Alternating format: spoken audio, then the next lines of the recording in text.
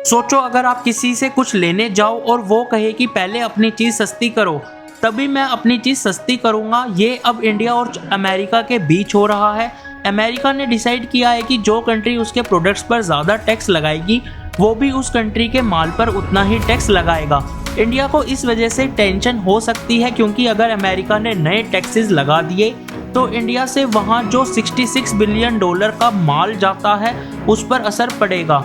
इसी वजह से अब दोनों देश एक नया ट्रेड डील पर बात कर रहे हैं। इंडिया ने कहा है कि वो $23 बिलियन के अमेरिकन माल पर अपना टैक्स कम करने के लिए तैयार है। ये पिछले काफ़ी सालों का सबसे बड़ा चेंज हो सकता है।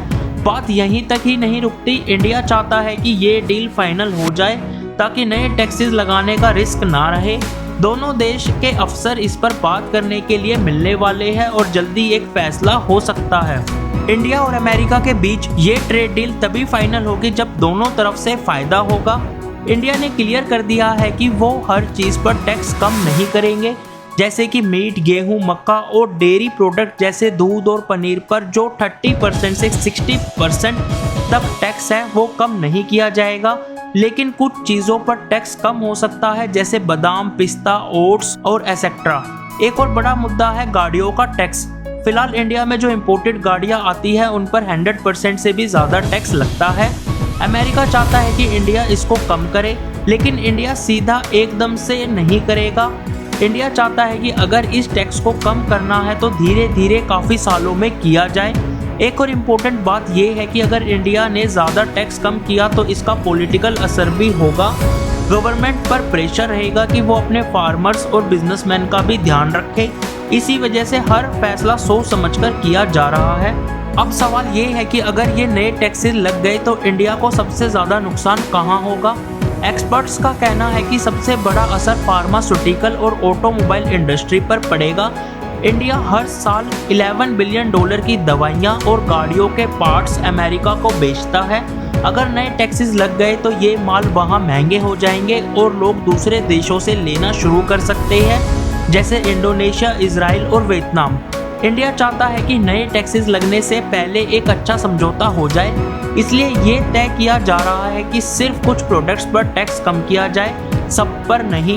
अभी डिस्कशन चल रहा है कि या तो सिर्फ कुछ कैटेगरीज में टैक्स कम किया जाए या फिर हर प्रोडक्ट पर थोड़ा थोड़ा टैक्स कम हो। इंडिया के लिए सबसे बड़ा चैलेंज ये है कि वो अमेरिका को खुश भी रखे और अपने देश के फार्मर्स और इंडस्ट्री का भी नुकसान ना होने दे। इसलिए हर छोटी छोटी चीज़ों को देखकर फैसला लिया जा रहा है।